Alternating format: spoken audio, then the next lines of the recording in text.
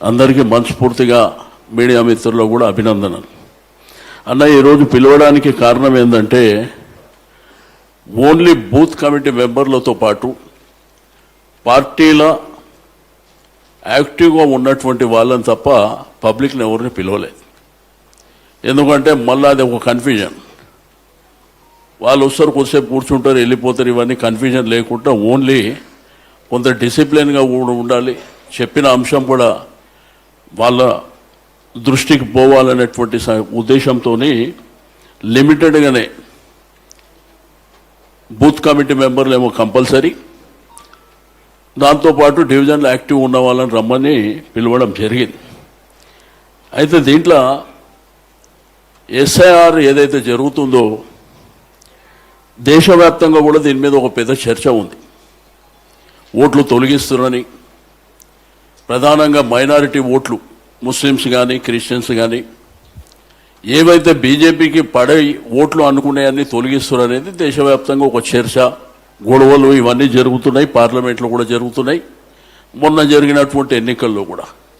అయితే దీన్ని పకడ్బందీగా తీసుకెళ్దామంటే ఏదైతే ఎలక్షన్ కమిషన్ వాళ్ళు జిహెచ్ఎంసీ కలిసి ఈ కార్యక్రమాన్ని కార్యాచరణ చేసినప్పుడు ఫీల్డ్లో ఏముందంటే ఒక అంగన్వాడీస్ను కానీ, అదేవిధంగా ఏదైతే స్వీపర్ ఉన్నారో మన జిహెచ్ఎంసీ స్వీపర్, వీళ్ళని పెట్టిరు.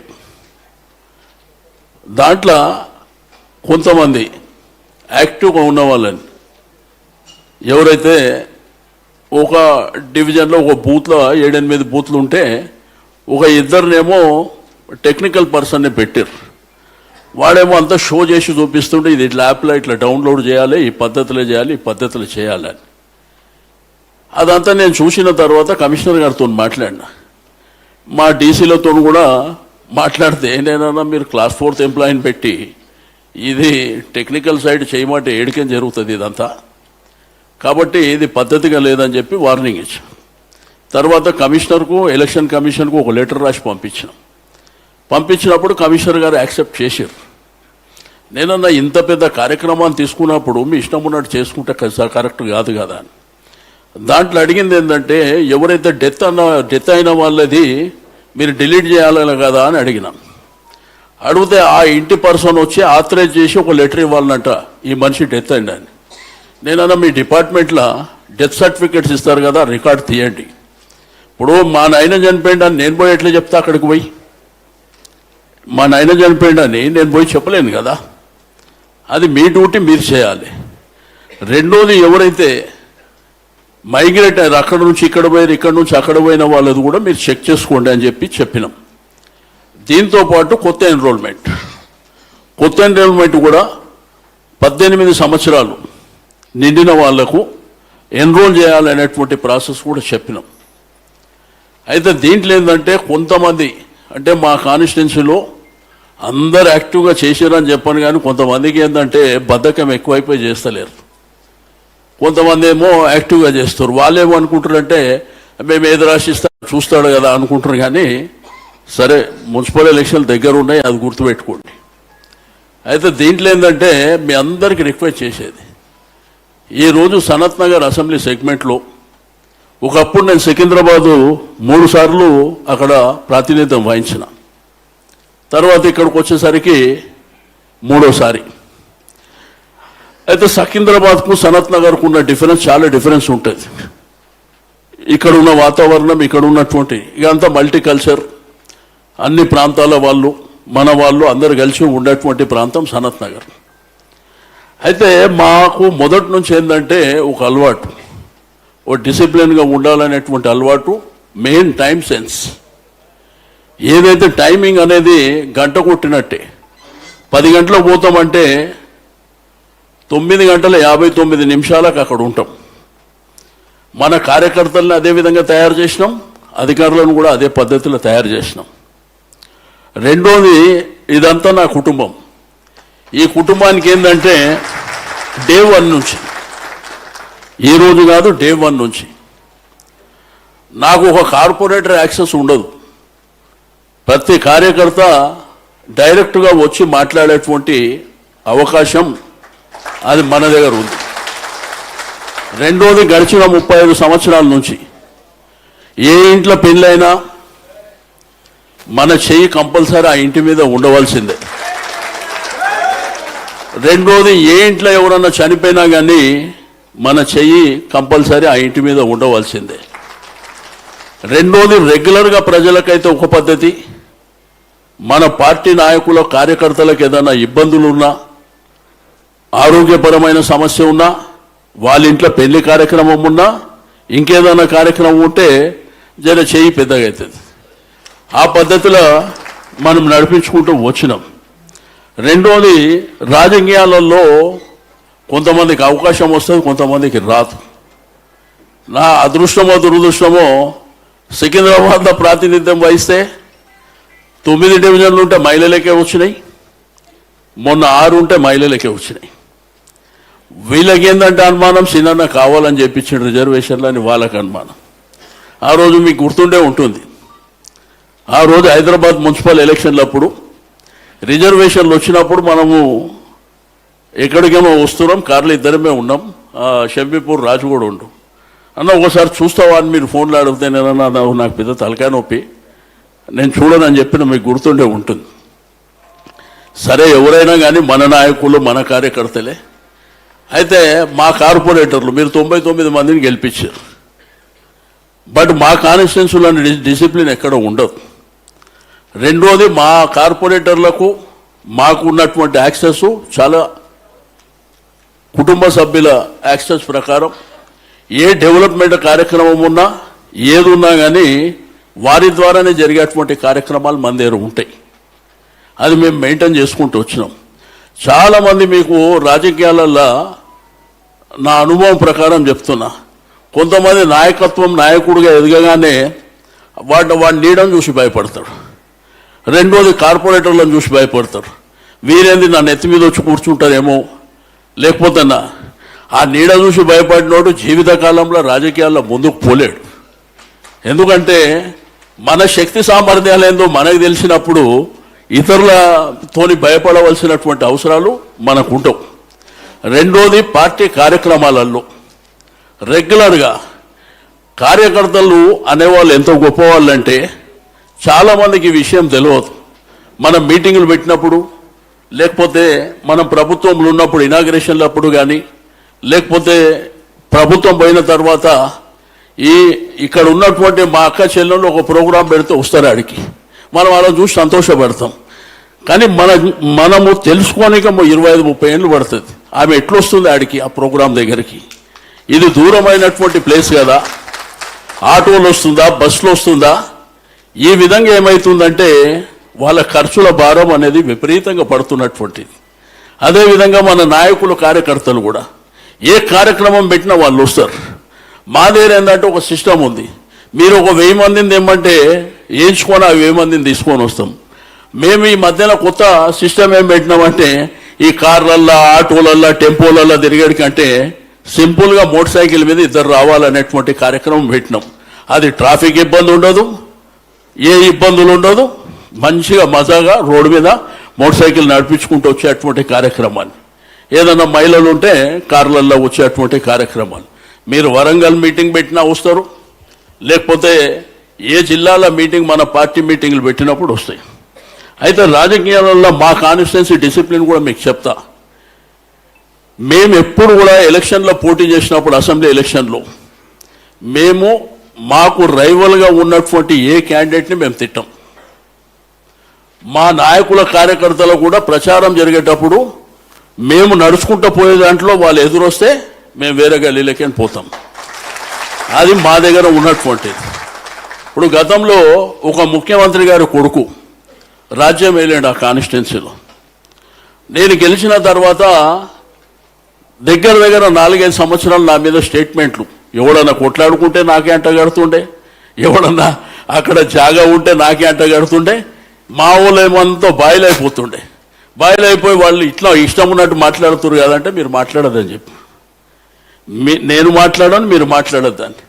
ఎందుకంటే ఒక నాయకుని కథం పట్టేయాలంటే అసలు మాట్లాడకపోతేనే ఆడు కథం అవుతాడు. ఆ తర్వాత జరిగిన పరిణామాలలో మొన్న జరిగిన ఎలక్షన్ల సరే వాళ్ళు ఎన్ని చెప్పినా కానీ కాన్స్టిట్యున్సీలో మాత్రం ఈ 12 సంవత్సరాలు కేసీఆర్ గారి దయ వలన మేము 9.5 సంవత్సరాలు మనం అధికారంలో ఉంటే మా కాన్స్టిట్యున్సీలో మన పార్టీ నాయకులు కార్యకర్తలు కాదు ఏ పొలిటికల్ పార్టీకి సంబంధించిన మీద కూడా చిన్న పిటి కేసు కూడా మేము పెట్టలే. చిన్న పిటి కేసు ఎవరి మీదన్నా మనం పెట్టినామా? మన వాళ్ళు వచ్చి ఎంత చెప్పినా నేను దాన్ని అలో చేయకపోతుంటే ఏదైతే రియాలిటీగా జరిగేది దానికి సంబంధించినటువంటి డిపార్ట్మెంట్స్ ఉన్నాయి, వాళ్ళు చూసుకుంటున్నారు. రెండోది అధికారంలో ఉన్నప్పుడు అసలు సనత్ నగర్ మీ యొక్క కోఆపరేషన్ కేటీఆర్ గారు మున్సిపల్ మినిస్టర్ ఉండు కాబట్టి మీ కోఆపరేషన్తోని అద్భుతాలు చేసినాం. అసలు సనత్ నగర్లో ప్రజలు మీరు ఏ ఎలక్షన్ ఎప్పుడు అది ఎలక్షన్లు వచ్చినా కాళ్ళు నడుచుకుంటూ తిరుగుతూ గెలుస్తాం. ఎందుకంటే ప్రజలకు ఉన్నటువంటి యాక్సెస్ మాతో ఉన్నటువంటిది. రెండోది ఎటువంటి కార్యక్రమాలు అంటే అసలు ఇది జరగదు అనేటువంటి కార్యక్రమాలు ఏవైతుంటే ఆ పబ్లిక్ ఏంది శ్రీనివాస్ యాదవ్ దగ్గర పోతే జరుగుతుందని ఆ పద్ధతిలో చేసుకుంటూ వచ్చినాం. ఇప్పుడు 2.5 సంవత్సరాలు, ఒక నెల అయితే ఇంకా 15 రోజులు అయితే ఈ గవర్నమెంట్లో మేము ఈ 2 సంవత్సరాల 5 మాసాలలో ఏ పని కోసం మేము గవర్నమెంట్ దగ్గరికి పోలే. ఏ మంత్రి దగ్గరకో ముఖ్యమంత్రి దగ్గరకో పెళ్లి కార్డు తప్ప ఏ కార్యక్రమం ఏ పని మీద మేము పోలే. రెండోది మా దగ్గర పని జరుగుతుంది. ఎందుకంటే మా శక్తి అది. మేము ఉన్నా లేకపోయినా అధికారంలో పని చేపిస్తాం. ఇప్పటి నా కాన్స్టిట్యున్సీలో సిమెంట్ రోడ్లు అవుతున్నాయి, సివరేజ్ లైన్లు అవుతున్నాయి, స్ట్రీట్ లైట్లు అవుతున్నాయి. వేరే ఆశ్చర్యపోతున్నారు ఎట్లా జరుగుతుందని చెప్పి. చేపించుకునే శక్తి మనకు ఉంది కాబట్టి ఆ పద్ధతిలో చేపించుకుంటున్నాం. మేము మాత్రం ఎవరి దగ్గరికి పోము, ఎవరితోని గొడవలు చేసుకోవాల్సినటువంటి అవసరం మాకు లేదు కాబట్టి మేము ఆ పద్ధతిలో మేము ముందుకు వెళ్ళుకుంటూ వస్తున్నాం. రెండోది పార్టీ పరంగా ఈరోజు కేసీఆర్ గారి నాయకత్వం, తెలంగాణ ఉద్యమ నేపథ్యం 1969 ఆ తర్వాత జరిగిన 72 ఇవన్నీ మనం చూడలే. స్వాతంత్రం 1947 సంవత్సరంలో కూడా మనం చూడలే. కానీ తెలంగాణ ఉద్యమాన్ని కళ్ళారా చూసినటువంటి వ్యక్తులం ఇక్కడ మనం అందరం ఉన్నాం. అసలు ఈ పార్టీ ఆవిర్భావం ఎట్లా జరిగింది, కేసీఆర్ గారు ఏ పద్ధతిలో నాయకత్వం వహించారు, కేసీఆర్ గారి కంటే ముందు బలమైనటువంటి నాయకత్వం లేదా అంటే ఉంది. ఎంఐఎంలు ఉన్నారు కానీ కేసీఆర్కు ఉన్నంత నాలెడ్జ్, కేసీఆర్ గారికి ఉన్నంత తెలివితేటలు, ఉద్యమ స్ఫూర్తి, పోరాట పటిమ, రెండోది తెలంగాణ భూభాగం మీద ఉన్నటువంటి ఆయనకు ఉన్నటువంటి ఐడియాలజీ ఎవరికి లేదు. కాబట్టి మీరు చూస్తారు రాజకీయాలలో చిల్లర బొల్లరుగా మాట్లాడే వాళ్ళని చూస్తారు, బయట వాళ్ళు పక్కన పెట్టి మన ముఖ్యమంత్రి గారిని చూస్తారు. మాట్లాడితే బూతు మాటలు మాట్లాడే ముఖ్యమంత్రిని కూడా మనమందరం మన కళ్ళారా చూస్తాం. కానీ కేసీఆర్ గారి పరిపాలన సరే, తెలంగాణ ఉద్యమ పోరాటం ఎట్లొచ్చింది ఏంది అనేది నాకంటే మీ అందరికీ బాగా తెలుసు కాబట్టి దాని జోలికి పోకుండా వచ్చినటువంటి రాష్ట్రాన్ని ఎన్ని అద్భుతాలు చేశారు. మీరు గ్రామాలలో హైదరాబాద్లో మనం ఉంటాం కాబట్టి మనకు చాలా తక్కువ తెలుస్తుంది. మన బంధువులు గ్రామాలలో ఉంటారు కాబట్టి మనకంటే ఎక్కువ తెలుస్తుంది. అక్కడ నీళ్లు లేక కరెంటు లేక వాళ్లకు చెరువు ఎండిపోయి రకరకాల సమస్యలు, ఆ రకరకాల సమస్యల మధ్యన 65 సంవత్సరాలు గడిచిపోయింది. ఆ గడిచిపోయినటువంటి దరిమిల కేసీఆర్ గారు వచ్చిన తర్వాత 24 గంటల కరెంట్. అందరు ఆశ్చర్యపోయారు, దేశమే అబ్బురపడ్డది, ఎట్లిస్తారు 24 గంటల కరెంట్ అని. ఆ తర్వాత మిషన్ కాకతీయ ద్వారా భూగర్భ జలాలు పెంచుకోవడం, ఇరిగేషన్ ప్రాజెక్టుల ద్వారా, మిషన్ భగీరథ ద్వారా ఇంటింటికి నీళ్ళు ఇచ్చేది. ఇప్పుడు చూడు, ఒకప్పుడు గ్రామాలలో మనం ఊర్లకు పండుగల పూట పోతే మా అక్క చెల్లెళ్ళు బిందెలు ఎత్తుకొని పోతుండే. కానీ ఎండాకాలం చెరువు ఎండిపాయి, బావి ఎండిపాయి. అసలు బతుకమ్మ పండుగ పుట్టిందే అక్కడ. చాలామందికి తెలియదు బతుకమ్మ అంటే.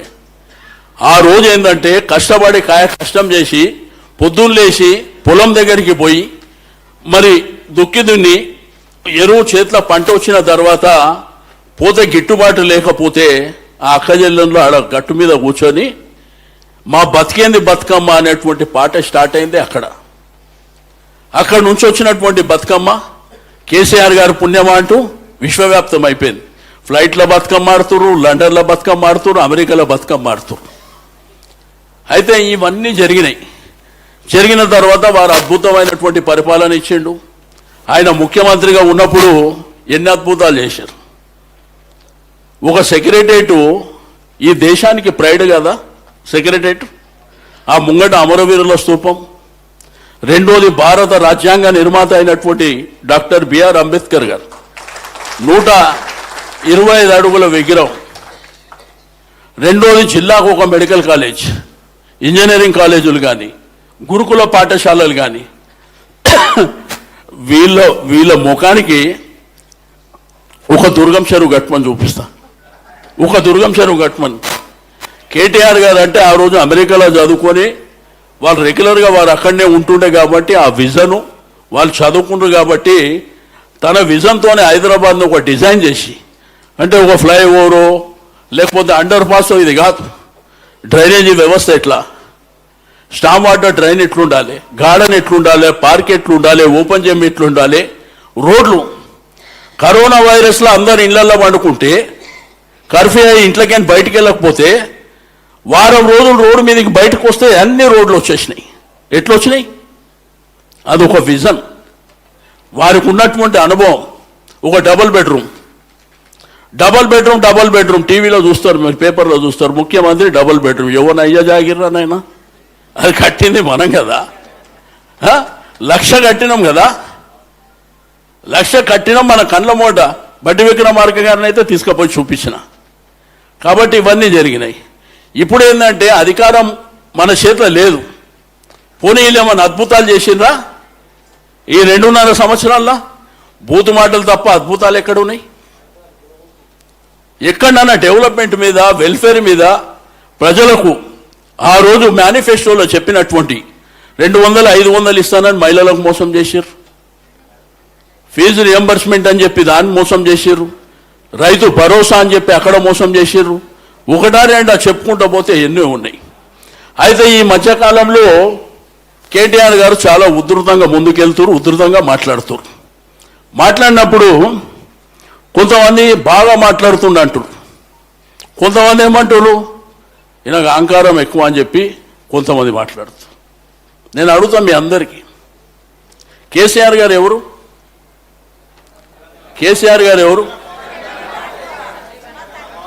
మీ తండ్రి లాంటి వాళ్ళు. కేసీఆర్ గారు ఎవరు? జాతిపిత. ఆయన కన్న తండ్రి కదా, కేటీఆర్కు కన్న తండ్రి కదా. నువ్వు నీ కొడుకునో మీ అన్ననో మీ నాయననో అంటే నువ్వు ఊకుంటావా? ఇంటికాడ కొట్లాటైతే మరి అలా తండ్రిని పట్టుకొని పేగులు మెడలేస్తా, తొక్కుతా. ఇప్పుడు తొక్కడానికి కూడా పర్సనాలిటీ మనలాగా ఉండాలి కదా. తొక్కడానికి కూడా నేను మెడల్ వేసుకుంటా, దీనికి ఆ కోటిలాడనికే ముఖ్యమంత్రి పదవి ఇస్తాడు ఎవడన్నా? కాబట్టి ఒక కొడుకుగా ఆ తండ్రిని అన్నప్పుడు ఆ కొడుకు బాధ, ఆవేదన ఎట్లుంటుందో అది గుర్తుకు పెట్టుకోకుండా అటు సైడ్ ఏమో వాడు ఇష్టం ఉన్నట్టు మాట్లాడవచ్చు, కానీ మేము మాత్రం మాట్లాడొద్దు. ఇవి జరుగుతున్నాయి. కేసీఆర్ గారు 9 ఏళ్ళ పరిపాలన చేశారు. ఏ రోజన్నా బూత్ మాటలు మాట్లాడుతుండేనా? కేటీఆర్ గారు మున్సిపల్ మినిస్టర్, ఐటీ శాఖ మంత్రి ఉండే. ఆయన విశ్వవేదికల మీద ఎంతోమంది ఎంఐఎంల మధ్యన మన రాష్ట్రానికి ఇండస్ట్రీస్ చేయడానికి అద్భుతంగా మాట్లాడుతుండే. ఆ రోజు మంత్రిగా ఉన్నప్పుడు ఆయన మాట్లాడిండే ఇట్లా. మరి ఏ తండ్రి పట్టుకొని ఎవడో మాట్లాడితే ఏ కొడుకు ఊకుంటాడండి ఈ దేశంలో? అది కదా రక్త సంబంధం అనేది.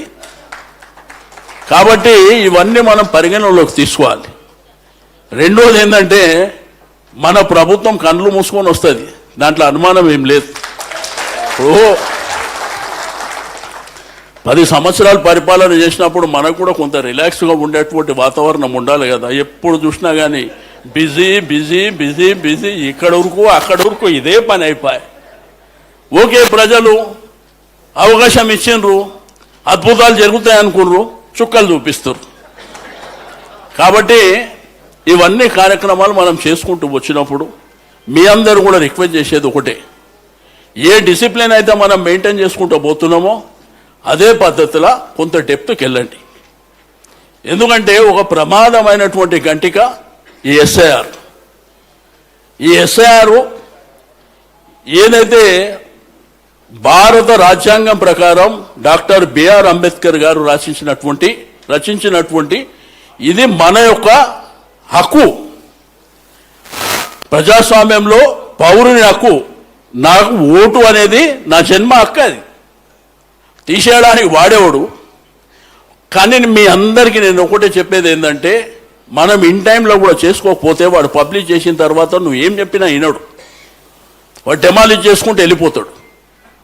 కాబట్టి దయచేసి మీకు అందరు రిక్వెస్ట్ చేసేది ఏంటంటే, కావాలంటే మళ్ళీ ఒక ట్రైనింగ్ పెట్టుకుందాం, మీకు డీటెయిల్గా పిన్ టు పిన్ మీకు ఇస్తాం. ఈరోజు మనం యాప్ మీరు ఎలక్షన్లో చూసారు, ఆ రోజు మనోడు సాయి మీకు ఒక యాప్ ఒకటి తయారు చేసి ఇచ్చారు. ఆ యాప్ ఇచ్చినప్పుడు ఏం చేశారు, ఆ పద్ధతి ప్రకారం మనం చేసుకుంటూ పోయినాం. అది చాలా బాగుంది. అది మళ్ళీ ఒకసారి మీకు యాక్సెస్ ఇప్పిస్తాం, దాని ప్రకారం చేసుకొని పోవాలి. దీంతోపాటు మెంబర్షిప్, ఈ మెంబర్షిప్ కార్యక్రమాన్ని కూడా మొన్న కేసీఆర్ గారి నాయకత్వంలో మీటింగ్ అయినప్పుడు డిజిటల్ మెంబర్షిప్ చేయాలి. ఎందుకంటే మన బస్తీలలో అందరూ చదువుకొని ఉన్నారు, యంగ్ పిల్లలు ఉన్నారు, మీకు కూడా అనుభవాలు ఉన్నాయి కాబట్టి. రెండోది ఏంటంటే, ఒకవేళ మనం డిజిటల్ చేస్తే ఏమవుతుందంటే మనకు అక్కడ ఉన్నటువంటి ప్రజలకు యాక్సెస్ చాలా దగ్గరగా డెవలప్ అవుతుంది. రెండోది వాళ్ళ డీటెయిల్స్, రెసిడెన్షియల్ అడ్రస్తో పాటు వాళ్ళ ఫోన్ నంబర్ కానీ వాళ్ళ బర్త్డే కానివ్వండి, అవన్నీ కూడా దాంట్లో వస్తాయి. మీకు వీలున్నప్పుడు వాళ్ళ బర్త్డే విషయం చెప్పుకోవడానికి కూడా మనకు ఆ వెసులుబాటు ఉంటుంది. కాబట్టి ఇది మనకు జరగబోయేటువంటి కార్యక్రమం. నేను మీ అందరికీ చెప్పేది ఒకటే, మనం ఎవరికి భయపడవలసినటువంటి అవసరం లేదు. ఎట్టి పరిస్థితుల్లో మన ప్రభుత్వమే మళ్ళీ తిరిగి వస్తుంది. మనము చూస్తా 2.5 సంవత్సరాలు అయింది, చూస్తా ఇంకా 2.5 సంవత్సరాలు అవుతుంది. ఇక మన దగ్గర మతం పిచ్చి, ఆ పిచ్చి, ఈ పిచ్చి ఉంటే ఏ పిచ్చి లేకుండా ఉన్న గుళ్ళని మనమే కట్టిస్తాం, మస్జిద్లకు మనమే సహకరిస్తాం, చర్చులకు మనమే సహకరిస్తాం, గురుద్వార్లకు మనమే సహకరిస్తాం. ఇక మనకంటే ఛాంపియన్ మాత్రం ఎవడు రానికే అవకాశమే లేదు. కాబట్టి మీ అందరికీ మీరు 12 ఏళ్ళు చూసారు, తల ఎత్తుకునేలాగా మిమ్మల్ని తయారు చేసినమే తప్ప ఎవరిని తల దించుకునేలాగానో, లేకపోతే నాకు కోపం రాగానే మిమ్మల్ని తిట్టాలి, లేకపోతే మిమ్మల్ని నిలగొట్టాలి, లేకపోతే పార్టీల నుంచి ఇటువంటి కార్యక్రమాలు చేయలే. తప్పు చేస్తే చెప్పినాం, తప్పు చేస్తుండ్రు, అది సవరించుకోమని చెప్పి 4-5 చెప్పినాం తప్ప. ఓవరాల్గా మీ అందరికీ నేను రిక్వెస్ట్ చేసేది ఒకటే, మనము తిరిగి అధికారంలోకి వస్తాం. తప్పకుండా మనం చేసే కార్యక్రమాలను మాత్రం నిరంతరంగా చేసుకొని పోవాలి. రెండోది కార్పొరేషన్ ఎలక్షన్. లాస్ట్ టైం మీరు కార్పొరేషన్ ఎలక్షన్లో మీకు ఒక మోడల్ చెప్తా నేను. మాకేంటంటే ఈ మధ్యకాలంలోనే కాదు, గత అనుభవాల దృష్ట్యా టికెట్లు ఇచ్చేటప్పుడు ఏంటంటే కొంత క్యాస్ట్ అనేది కూడా బలంగా పనిచేస్తుంది. పని చేసినా చేయకపోయినా మనం ఆ బాధ్యత కింద చేయాలి. అయితే బన్సిలాల్పేట రిజర్వేషన్ కాబట్టి ఆటోమేటిక్ ఎస్సీ రిజర్వేషన్ కాబట్టి హేమలతకి ఇచ్చినాం. రెండోది మోండా మార్కెట్ దగ్గరకు వస్తే రూపం మునూరు కాప్కి ఇచ్చినాం. ఆడికని రామ్ గోపాల్ పేటకు వస్తే అరుణ గౌడుకి ఇచ్చినాం. ఆ పక్కన బేగంపేట పోతే ఓసారి నాయి బ్రహ్మణ, రెండోసారి ముదిరాజ్ మహేశ్వరి. ఆ తర్వాత అమీర్పేట పోతే అక్కడ తెలంగాణ ఆంధ్ర అనేటువంటి వాతావరణం ఉంటుంది కాబట్టి శేష్ కుమారి కాపు కమ్యూనిటీ ఆమెకి ఇచ్చాం. చివర సనత్ నగర్ పోతే బాలరెడ్డికి. కాబట్టి మేము అందరినీ బ్యాలెన్స్ చేసుకొని పోవాలనేటువంటిది ఎందుకంటే ఈ మధ్యకాలంలో ఇప్పుడు జరుగుతుంది కానీ మనం ఎప్పుడో పాటించినటువంటి ఇవన్నీ ఈ పద్ధతులు చేస్తాం. రెండోది, మనకు ప్రభుత్వం ఉన్నా లేకున్నా మాకు అధికారులతో దుష్మని ఉండదు, ప్రేమతో పని చేయించుకుంటాం. ఇప్పుడు కూడా ప్రేమతోనే పనిచేస్తారు వాళ్ళు, ఏది చేసినా కానీ ఆ పద్ధతిని మేము మెయింటైన్ చేసుకుంటూ వస్తున్నాం. కాబట్టి ఈరోజు ఈ యొక్క కార్యక్రమం ద్వారా రెండోది, మా సనత్ నగర్ వాళ్ళు ఫస్ట్ టైం వచ్చారు, రెగ్యులర్గా ప్రోగ్రాంలలో కలుస్తారు కానీ మిమ్మల్ని ఒకసారి చీఫ్ గెస్ట్గా వస్తే మా వాళ్ళు కూడా సంతోషపడతారనేటువంటి ఉద్దేశంతో మీరు నంబర్ ఆఫ్ కార్యక్రమాలు మా సనత్ నగర్లోనే చేశారు. అందరూ కూడా మీకు దగ్గరగా పరిచయం ఉన్నటువంటి వ్యక్తులే. కాబట్టి ఈ పద్ధతిలో మనం ముందుకెళ్ళి రెండోది మెంబర్షిప్ డ్రైవ్ కూడా మేము చాలా పకడ్బందీగా చేసి తప్పకుండా రాబో కాలంలో కూడా రెండోది జిల్లాలలో కాన్స్టిట్యున్సీ కానీ జిల్లా కమిటీలు కానీ మెంబర్షిప్ అయిన తర్వాత మన అందులో కూడా మా వాళ్ళకి అందరికీ ప్రాతినిధ్యం వచ్చే విధంగా. రెండోది ఒకటి మాత్రం నేను చివరిగా చెప్పేది ఒకటే, అధికారం అనేది పదవులు అనేది కొంతమందికి వస్తే కొంతమందికి రావు. కానీ గులాబీ జెండా అనేది పార్టీ అనేది మనకు శ్రీరామ రక్ష. ఇప్పుడు పొద్దున్న లేస్తే నీ బస్తీలో ఏదో సమస్య ఉన్నది, డ్రైనేజ్ సమస్యనో కరెంట్ సమస్యనో నీళ్ళ సమస్యనో, కానీ వాడు ఎవరి దగ్గరికి ఎందుకు పోడు, మీ దగ్గరికి ఎందుకు వస్తాడు? మీ దగ్గరకు వచ్చి అక్క నువ్వైతేనే చెప్పేయగలుగుతావు అని ఎందుకు వస్తాడు? అదే పార్టీ ఇచ్చినటువంటి గుర్తింపు, దానికంటే గొప్పది ఏముండదు. ఈ కార్పొరేటర్లు మంత్రులు ఎమ్మెల్యేలు ఒకే సందర్భాన్ని బట్టి వస్తుంటాయి పోతుంటాయి, కానీ పార్టీ జెండా అనేది. రెండోది, మనం ఎవరి దగ్గర పనిచేస్తున్నాం? ఈ రాష్ట్రాన్ని తెచ్చినటువంటి జాతిపిత అయినటువంటి కేసీఆర్ గారి దగ్గర పనిచేస్తున్నాం మనం. కాబట్టి మనమే కేసీఆర్ శిష్యులుగా, మా నాయకుడు కేసీఆర్, మీరు ఏ రాష్ట్రం పోయినా ఎక్కడ పోయినా కానీ గులాబీ జెండా పేరు చెప్పి కేసీఆర్ పేరు చెప్తే ఎంత గర్వపడతారు? మీరే ఎన్నోసార్లు చెప్పారు నాకు. కాబట్టి అటువంటి కార్యక్రమాలు. ఇక రెండోది, మా కాన్స్టిట్యున్సీలో ఈ పైసలు వసూళ్ళు, ఈ ఇల్లు కడితే వసూళ్ళు, ఇవన్నీ మా దగ్గర ఏమి ఉండవు. ఎవరైనా చేయాలనుకున్నా రాత్రి కాగానే నాకు ఇన్ఫర్మేషన్ వస్తుంది, పొద్దున్నే వాళ్ళకు ఫోన్ పోతుంది. అటువంటి కార్యక్రమాలకు మాత్రం మేము ఎప్పుడు ఎంకరేజ్ చేయం. రెండోది, అన్నీ ఒక పద్ధతి ప్రకారమే. అందుకే నేను రెగ్యులర్గా నాయకుడు అనేవాడు నిరంతరం ప్రజలలో ఉంటే వా నాయకుడు తిరుగు ఉండదు. నువ్వు తుఫాన్ వచ్చి కొట్టుకోపోతున్నా కానీ ఆ తుఫాన్తో నాకు సంబంధం లేదు, నాకు వీడే కావాలనేటువంటి ప్రజలతోని ఆ సంబంధం అనేది, ఆ బాండింగ్ అనేది మరి ఏర్పరచుకొని మనం ముందుకు వస్తున్నటువంటిది. మీరు ఆశ్చర్యపోతారు, మా కాన్స్టిట్యున్సీ మీరు సర్వే చెప్పండి, పార్టీలకు సంబంధమే లేదు. రెండోది, ₹1 ఖర్చు పెట్టే అవసరం లేదు. వాళ్లకు చరిత్రలో 50 సంవత్సరాలలో చూడనటువంటి కార్యక్రమాలన్నీ వాళ్ళ కళ్ళ ముంగట పెట్టినాం. డెవలప్మెంట్ అంటే ఎట్లుంటుంది, వెల్ఫేర్ అంటే ఎట్లుంటుంది, ఇష్యూస్ని ఎట్లా మనం టేకప్ చేస్తాం, జరగకూడని సమస్యలకు పరిష్కారం ఎట్లిచ్చింది కూడా వాళ్ళ కళ్ళ ముంగటనే ఉన్నాయి. కాబట్టి చివరగా నేను కోరుకునేది ఒకటే, మనకు కార్యకర్తలు పార్టీకి శ్రీరామ లక్ష్య లాంటి వాళ్ళు, వాళ్ళకు పదవి ఉన్నా లేకపోయినా, డబ్బు ఇచ్చినా ఇవ్వకపోయినా నిరంతరం నాయకుని మీద అభిమానంతో, పార్టీ మీద అభిమానంతో నిరంతరంగా మన వైపున నిలబడేది. అందుకే మేము ఏ ఎలక్షన్ అయినా కానీ, ఎలక్షన్ అయిన తర్వాత నెక్స్ట్ డే కానీ ఆ మరుసటి రోజు మా మీటింగ్ ఉంటుంది.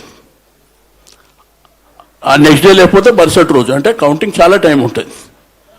ఆ రోజు మీటింగ్లో ఇప్పుడు ఇంక పోలింగ్ అయిపోయింది, రాత్రి కాగానే రకరకాల వార్తలు, తెల్లారి కాగానే రకరకాల వార్తలు. బట్ ఆ మీటింగ్ పిలిచిన 2 మాటల కోసం పిలుస్తా అందరినీ. ఓడినా గెలిచినా నాది బాధ్యత, ఎవరు టెన్షన్ పెట్టుకునేది లేదు అని చెప్పి పంపించేస్తాం.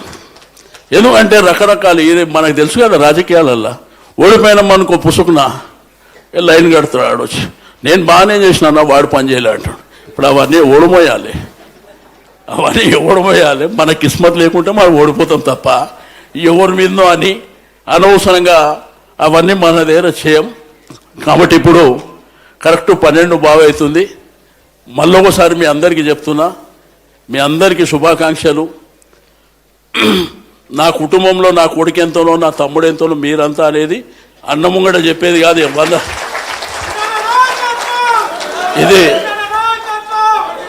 ఇది కొన్ని వందల సార్లు చెప్పిందే, కొత్తగా చెప్పే స్టోరీ ఏమి లేదు. దేనికైనా నేను ఉన్నా అనేటువంటి విషయాన్ని మాత్రం మనం రెగ్యులర్గా చేసేదే. కాబట్టి చివరిగా మన ముఖ్య అతిథి గారు మాట్లాడే ముందు మీ అందరికి రిక్వెస్ట్ చేస్తున్నా, వారు మాట్లాడిన తర్వాత డివిజన్ల వారీగా వచ్చి వారు పైన నిలబడతారు, మీ కింద నిలబడి ఫోటో దిగండి. దిగిన తర్వాత అక్కడికైనా అందరూ భోజనానికి వెళ్ళవలసిందిగా కోరుతూ, గౌరవనీయులు మన యువ నాయకులు భారత రాష్ట్ర సమితి